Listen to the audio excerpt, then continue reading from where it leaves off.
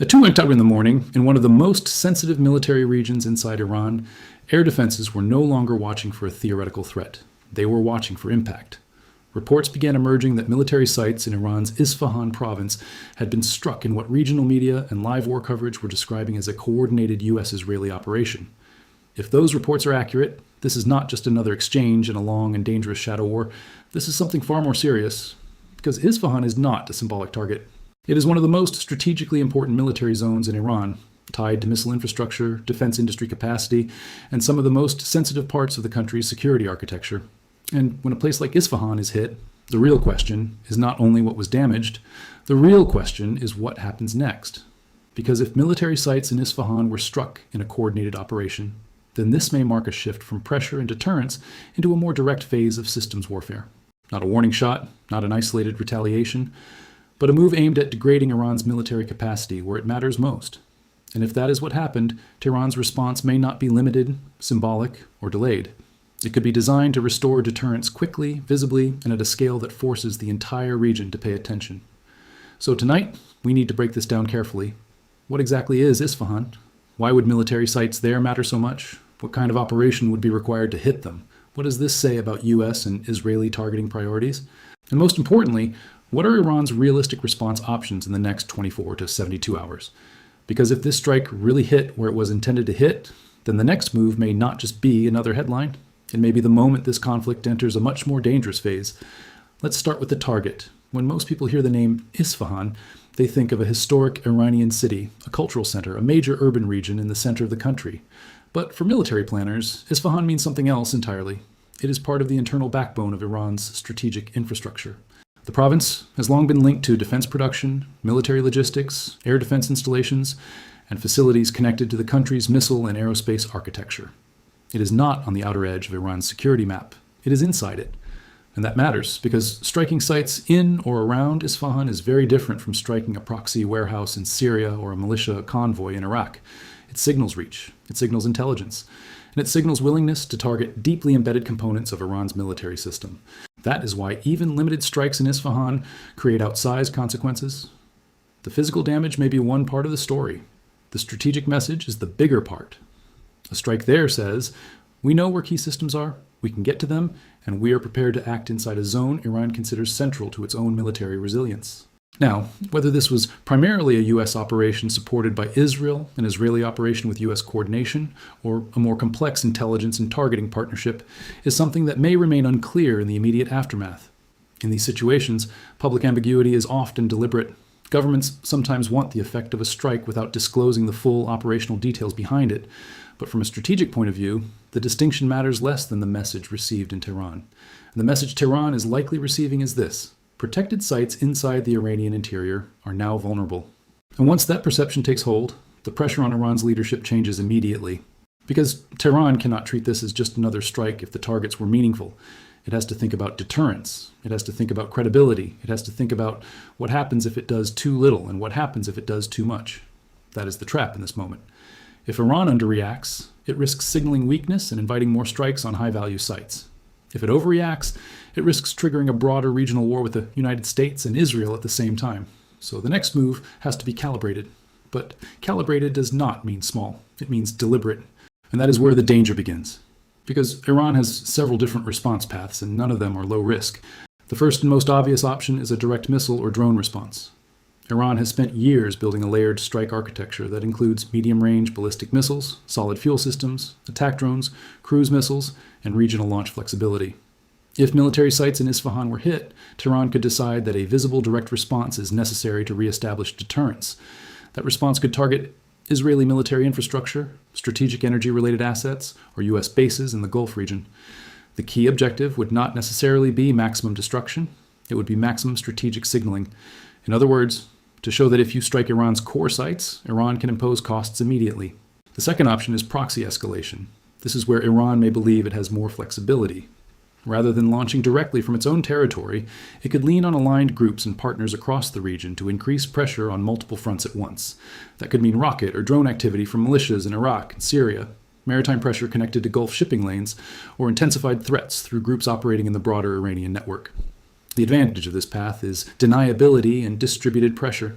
The disadvantage is that the United States and Israel may treat proxy attacks as Iranian retaliation anyway, especially if they occur too quickly after a strike on Isfahan to be viewed as coincidence.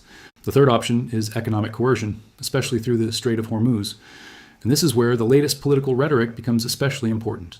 We have already seen warnings around regional oil access, pressure on U.S.-linked business interests, and threats that connect military escalation to commercial vulnerability. For Iran, the Strait of Hormuz is not just a waterway. It is leverage. Even if Tehran does not try to shut it entirely, it can raise the risk profile enough to create immediate global consequences. Shipping insurance costs can jump, tanker routes can be disrupted, markets can react before any full closure ever occurs. In this kind of conflict, perception can be almost as powerful as action. And that means one of Iran's next moves may not look like a missile strike at first. It may look like a warning to business, a threat to shipping, a limited maritime incident, or a pressure campaign designed to tell Washington and its allies that attacking military sites in Isfahan carries a regional economic cost. Now here's the part that matters most. A strike on Isfahan is not just about damage, it is about systems. Modern conflict is not only about destroying the biggest target you can find. It is about identifying the node inside the system that creates outsized disruption when it is hit. If the reported strikes were aimed at military sites in Isfahan, then the likely purpose was not spectacle. It was degradation, degrading storage, degrading coordination, degrading production, degrading readiness, degrading the sense of interior sanctuary that protected those sites in the first place. And if that is true, then Iran's response will likely follow the same logic. Tehran will not just ask, what can we hit? It will ask, what can we hit that changes the pressure on the other side? That could mean targets linked to command and control. It could mean radar and surveillance assets. It could mean infrastructure connected to logistics, energy, or military readiness. It could mean trying to force the US and Israel to spend expensive defensive resources against comparatively cheaper offensive systems. And this is where the defense math becomes brutal. In regional missile warfare, the attacker often spends far less than the defender. A ballistic missile, a cruise missile, or a wave of drones can cost a fraction of what it takes to intercept them. Defensive systems burn through interceptors that can cost millions of dollars each. Batteries have finite magazines. Crews operate under time pressure. Radar discrimination gets harder in saturation conditions. Every direct Iranian response, especially if it comes in coordinated waves or from multiple axes, does not just threaten damage. It threatens depletion. That is one reason why the next Iranian move could be massive without necessarily looking like a single giant strike. Massive can mean layered. Massive can mean repeated. Massive can mean combining direct fire, proxy pressure, maritime disruption, cyber activity, and political signaling so that the defending side has to answer 5 problems at once. And if Tehran believes the strike on Isfahan was meant to prove that Iran's interior is penetrable, then Tehran may aim to prove the opposite message in return, that the region around Iran is combustible. That takes us to the United States. For Washington, this is one of the most dangerous kinds of military success to manage. If the strikes were effective, then tactically they may have achieved their purpose. But tactically effective strikes can create strategically unstable follow-on conditions. The United States now has to think not just about what was hit, but about what must be defended next. Gulf bases, regional partners, shipping routes, diplomatic compounds, commercial infrastructure, and high-value military assets all become more vulnerable in the window immediately after a strike like this. And that window matters, because Iran does not always respond instantly. Sometimes the delay is part of the message. It creates uncertainty, it creates pressure. It forces forces on the other side to remain fully activated. Air defense crews stay on edge, naval patrols increase, alert conditions rise, interceptor inventories become more precious because everyone expects something to come, but nobody knows exactly what form it will take. That uncertainty is a weapon in itself. Israel faces a different but related problem. If its role in the operation is perceived as central, then it has to prepare for direct retaliation as well as proxy escalation. Northern pressure can rise. Long-range missile threats remain relevant. Strategic sites, from military installations to critical infrastructure, must be defended simultaneously. And unlike a single-front conflict, this kind of confrontation stretches attention. It forces the defender to distribute readiness across multiple sectors, which is exactly what a sophisticated adversary wants. Now, there is also a political dimension here that should not be ignored. Strikes on military sites in Isfahan send a domestic message inside Iran as much as an external one. They test the credibility of the Iranian security establishment in the eyes of its own population and elite networks. If key military sites in the interior can be hit, then questions emerge inside the system. Where was the air defense? Was there an intelligence failure? Were operational patterns exposed? Was internal security compromised? Those are dangerous questions for any leadership under wartime pressure. And in many states, When internal questions rise, the external response becomes sharper, not always immediately, but often deliberately.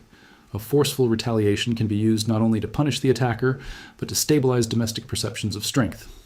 So when people ask whether Iran's next move could be massive, that should not be understood only in military terms. Massive can also mean politically necessary. Now let's talk timing. If retaliation comes quickly, it may be because Tehran wants to shape the narrative before damage assessments and diplomatic positioning settle. A fast response says, "We were hit, but not paralyzed." If retaliation is delayed, that may indicate a more careful selection of targets, a broader package being assembled, or internal debate over escalation thresholds. The most dangerous scenario for regional stability is not simply immediate fire. It is a retaliation cycle in which each side believes it must answer the previous strike with something more strategically meaningful. That is how conflicts widen. A strike on Isfahan can lead to a response against a base attack can lead to strikes on missile infrastructure, that can lead to maritime disruption. Maritime disruption can trigger wider military deployments. And once that chain begins, every actor in the region starts recalculating not just its own defense posture, but its economic exposure as well. This is why the Strait of Hormuz keeps coming back into the conversation. It is the bridge between military escalation and global economic consequence. The threat there forces governments far from the battlefield to pay attention. It pulls in energy markets, insurers, shipping firms, and allied capitals. Tehran understands that. Washington understands that. Israel understands that too, which is why even rhetoric around the strait matters in a moment like this. Another factor to watch is whether Iran chooses symmetry or asymmetry.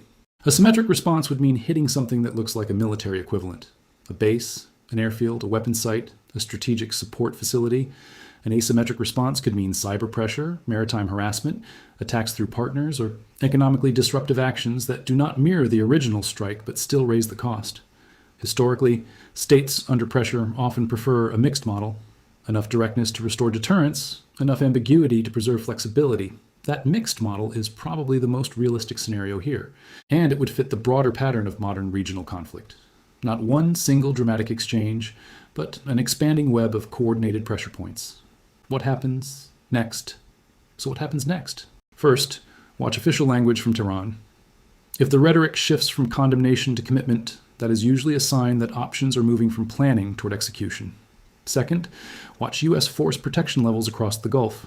Heightened alert, repositioned assets, and visible defensive posture changes usually signal that Washington expects retaliation in some form.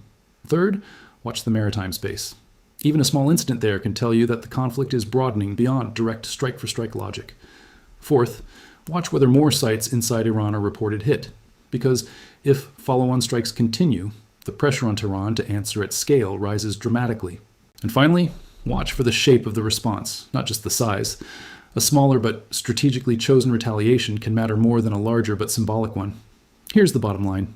If military sites in Isfahan were reportedly hit in a coordinated U.S.-Israeli strike, then this is not just another exchange in a familiar cycle. It is a potential shift toward targeting the deeper architecture of Iran's military system. And when that architecture is challenged, Iran is unlikely to respond with silence. The real issue is not whether Tehran responds. The real issue is how many domains it chooses to respond in at once, because that is where this becomes dangerous. One response can be absorbed. Multiple linked responses, military, proxy, maritime, economic, and political, can change the region's risk picture overnight. And that is why tonight's reported strikes matter so much, not only because of what they may have destroyed in Isfahan, but because of what they may have set in motion. In one line, this was not just about hitting military sites, it was about testing whether Iran's core security system can be reached, and whether the response to that test now becomes the next major escalation.